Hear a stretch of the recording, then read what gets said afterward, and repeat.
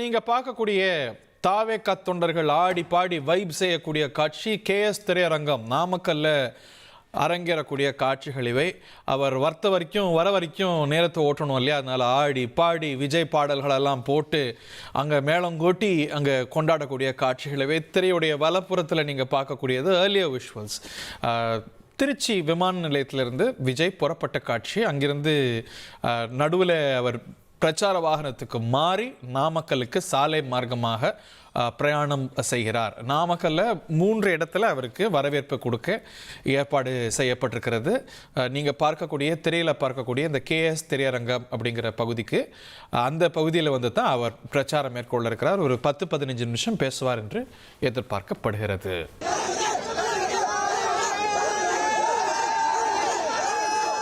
TV Somu அவர்கள் இணைந்திருக்கிறார். ஒரு டேஜாவோ மாதிரி ஒவ்வொரு வாரமும் ஒரே மாதிரியான காட்சிகளை பார்க்கின்றோம். பட் அது இன்னும் ஓய்ந்த பாடு இல்லை. ஒவ்வொரு முறையும் ஒவ்வொரு பகுதியிலும் இதே மாதிரி காட்சிகளை நம்மளால் பார்க்க முடிகிறது. வாட் இஸ் ஸ்ட்ரைக்கிங் இஸ் இதில் வந்து இந்த மஃப்ளர் அணிந்து ஆடக்கூடிய இளைஞர்கள், குறிப்பாக இதில் வந்து இந்த கூட்டத்தில் நிறைய இளைஞர்களையும் யுவதிகளையும் பார்க்க முடிகிறது.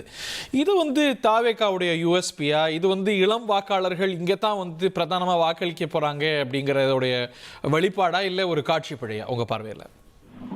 ஒட்டுமொத்த இளைஞர்கள் சொல்றதுல அது உடன்பாடு இல்லை, அது சாத்தியமும் இல்லை. பொதுவாக நடிகர்களுக்கு ரசிகர்களா இருக்கிறவங்க வந்து இளைஞர்களா தான் இருப்பாங்க.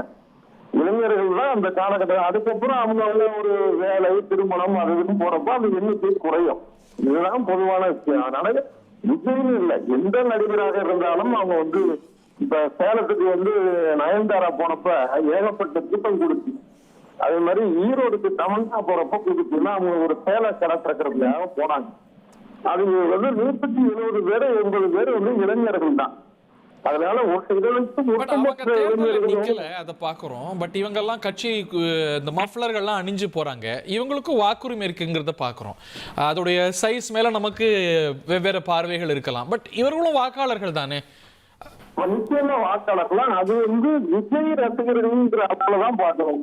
நீங்க இதுக்கு கூடுற கூட்டத்தை ஒட்டுமொத்த இளைஞர்கள் அமையாதா? இப்ப பாத்துட்டு ஆஹா இவ்வளவு கூட்டம் கூடுதே அப்படின்னு விஜய் ரசிகர்கள் அல்லாதவங்களுக்கு ஒரு ஸ்டிக்கினஸ் வரதுக்கான வாய்ப்பு இருக்கு.